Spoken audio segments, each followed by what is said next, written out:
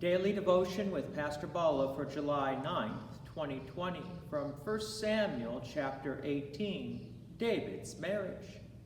We have to go back to when the people of Israel were standing in fear because of Goliath. So let's go back to 1 Samuel chapter 17, verse 25. And the men of Israel said, "Have you seen this man who has come up? Surely he has come up to defy Israel, and the king will enrich the man who kills him with great riches, and will give him his daughter, and make his father's house free in Israel." Three things were promised for whoever would defeat Goliath: riches, the king's daughter, and his father's house to be free. And David was the one who killed Goliath. So now it's called pay-up time. Verse 17 of chapter 18. Then Saul said to David, "Here is my elder daughter, Merab. I will give her to you for a wife. Only be valiant for me and fight the Lord's battle." For Saul thought, "Let not my hand be against him, but let the hand of the Philistines be against him." As the king's son-in-law, David would have even a bigger target put upon him. He already had one target. He was the defeater of Goliath, and the Philistines were not happy about that. So now there's a bigger target, the future king's son-in-law. So Merab was promised by Saul to David. Verse 19. But at the time when Merab, Saul's daughter, should have been given to David, she was given to Adriel, the Mahalathite, for a wife. Wow, all I can say is it was a different world back then. We don't know what was in Saul's mind, but the king's decision was the king's decision. I guess it's a time for plan B.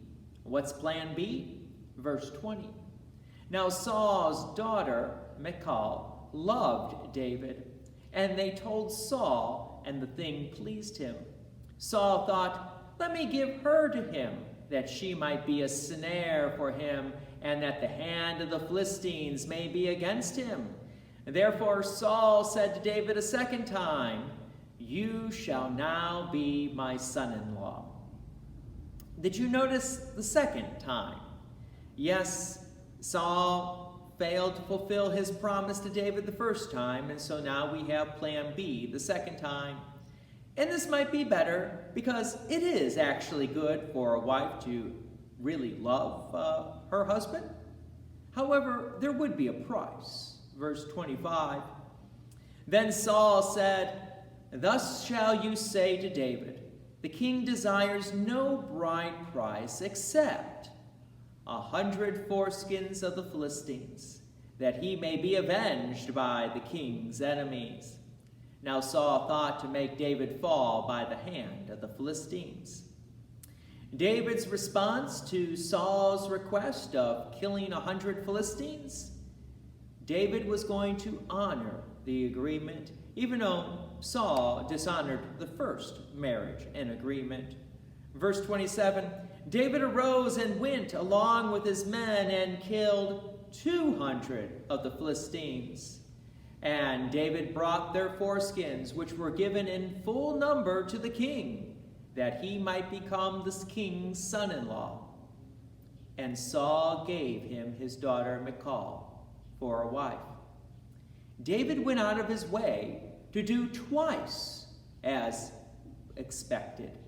Jesus notes the same idea in Matthew chapter 5, verse 41.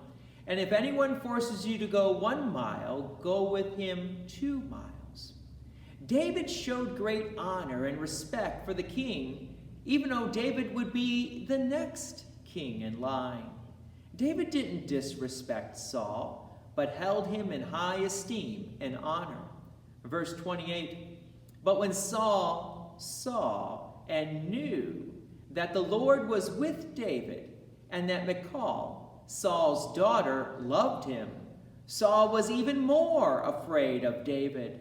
So Saul was David's enemy continually. It would be a long and hard road to the throne for David. Saul's fear would continue to grow for David. Verse 30. Then the commanders of the Philistines came out to battle, and as often as they came out, David had more success than all the servants of Saul, so that his name was highly esteemed.